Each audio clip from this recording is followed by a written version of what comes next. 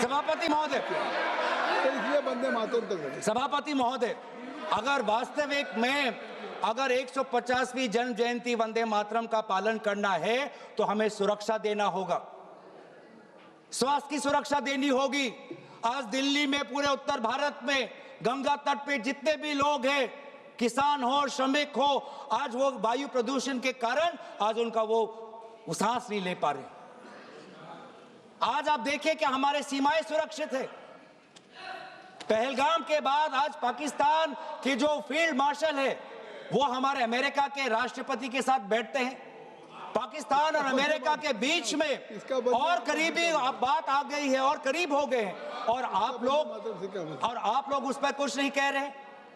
आज करेंसी, जब आपने एक टाइम पे कहा जब करेंसी बढ़ती है तो उम्र का उजागर है, आज तो भारतीय करेंसी।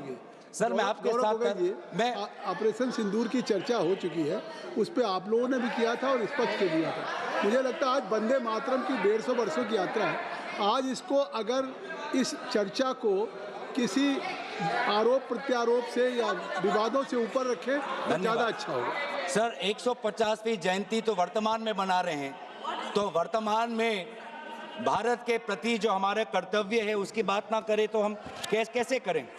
और इसीलिए आज करेंसी, जिस करेंसी का आपने उजागर किया कि करेंसी जब बढ़ती है तो किसी का उम्र का उदाहरण मिलता है, आज तो 100 तक पहुंच गया करेंसी। तो ना वायु प्रदूषित है, ना वायु से हम सुरक्षित है, ना करेंसी हमारी सुरक्षित है, ना हमारी सीमा सुरक्षित है, ना हमारे दिल्ली में हम सुरक्षित है, ना जम्मू कश्मीर और लद्दाख में जो सुरक्षा उनको मिलनी चाहिए, जो राजनीतिक सुरक्षा मिलना चाहिए, जो संपूर्ण राज्य का दर्जा मिलना चाहिए, जो यूटी का दर्जा मिलना चाहिए, ना उनको हम दे पा रहे हैं। आज ना हमारा उद्योग सुरक्षित है। आज मोनोपोलीज के कारण आज आम ग्राहक आज बड़े बड़े उद्योगपति के पैर पे आज पड़ा हुआ है। इंडिगो के आज हम देख रहे हैं कि एक मोनोपोली आई, जिस मोनोपोली के कारण आज आम व्यक्ति आज रो रहा है। आज एक आम व्यक्ति आज उसके घर उजड़ गए। आपसे हमने ऐसे, एक मिनट सुन लें, आपसे आग्रह करता हूं कि स्वयं ऑनरेबल स्पीकर ने कहा था कि आज जो हम चर्चा कर रहे हैं ये केवल वर्तमान के लिए नहीं, आने वाली पीढ़ियों के लोग भी आज की इस चर्चा से प्रेरणा लेंगे। देखिए, आपकी इस चर्चा से प्रेरणा लेंगे और मुझे लगता है कि आपको बहुत से अवसर मिलेंगे जब आप आलोचना कर सकते हैं, आरोप प्रत्यारोप कर सकते हैं, लेकिन आज की चर्चा कम से कम मैं आपसे धन्यवाद सर। वंदे मातरम राष्ट्र के प्रति हमारे कर्तव्य को उजागर कर, और आज तो हमारा वोट भी सुरक्षित नहीं है, आज तो हमारा वोटर लिस्ट भी सुरक्षित नहीं है। आज हम विभिन्न प्रदेशों में देख रहे हैं कि किस प्रकार से ये सरकार यूपीआई की बात करती है, जेम ट्रिनिटी की बात करती है, आधार की बात करती है, लेकिन मशीन रीडेबल वोटर लिस्ट नहीं देना चाहती। वो काम वो कागज से करवाना चाहती है। तो ना आज वोट सुरक्षित है, ना आज स्वास्थ्य सुरक्षित है, ना सीमा सुरक्षित है, ना करेंसी सुरक्षित है, ना व्यापार सुरक्षित है। ऑनलाइन कॉमर्स आने के बाद आज भारत का वो छोटा दुकानी, आज वो मध्यम वर्ग का दुकानी आज पूरा तहस नहस हो गया। आज इसके ऊपर ये हमारी सरकार क्या कर रही है? लेकिन ये सरकार सवाल से डरती है, चर्चा से डरती है, और ये चाहती है कि अगर ये संस्थाओं को इन्होंने अगर कैप्चर कर लिया, आपने चर्चा संस्थाओं इतनी अच्छी शुरू की थी, और अगर आप अपने चर्चा के भाषण करें तो वाकई वो चर्चा देश के लिए एक अच्छी आपने की, लेकिन अब उस चर्चा को मुझे लगता है वहाँ तक रखिए सीमित। तो सर मैं तो अपने विषय पे रहूँगा, मैं अपने विषय पे रहूँगा। ये सरकार ये समझती है कि अगर इन्होंने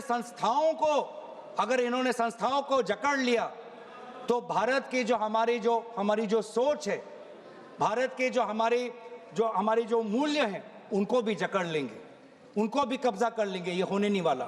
आप भले जुडिशरी को कब्जा कर सकते हो, आप भले निर्वाचन आयोग को कब्जा कर सकते हो, आप भले इनकम टैक्स को कब्जा कर सकते हो, आप भले ईडी को कब्जा कर सकते हो, लेकिन भारत के आवाम की लोकतंत्र, इसको जुडिशरी पे जो आलोचना हो रहे हैं ये कार्रवाई का हिस्सा नहीं होगा। संसदीय कार्य राज्य मंत्री माननीय अर्जुन राम मेघवाल जी। जुडिशरी पे कब्जे करने वाली बात ये कैसे कह रहे हैं साहब सदन में? ये जुडिशरी पे, ये न्यायपालिका पे अपमान है। ये क्या कह रहे हैं? ये कोई नोटिस दिया है क्या चर्चा करने के लिए? जुडिशरी पे हमने उसको कार्रवाई के हिस्से से निकाल दिया। हाँ ठीक है, ओके। बोलिए। तो सर ये आज हमारे भारतीय नागरिकों के आम जो अधिकार है उनको भी कब्जा करना चाहती है।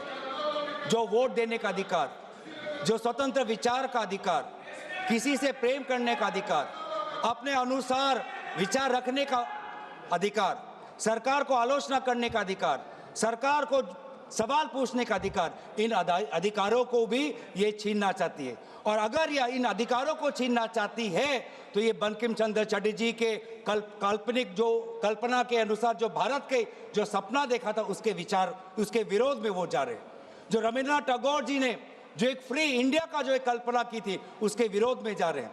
तो इसीलिए आज ब्रिटिश तो रहे नहीं, लेकिन ब्रिटिश का divide and rule policy follow करने वाले आज भी कुछ राजनीतिक ताकत आज भी है। जिस प्रकार से ब्रिटिश ने सेडिशन का कानून इस्तेमाल कर भारत के वैचारिक जो हमारी स्वतंत्रता है उसको पकड़ने का काम किया, आज भी ऐसे कुछ राजनीतिक ताकत है जो सेडिशन के कानून के द्वारा हमारे ही नागरिकों को जेल में रख रही है।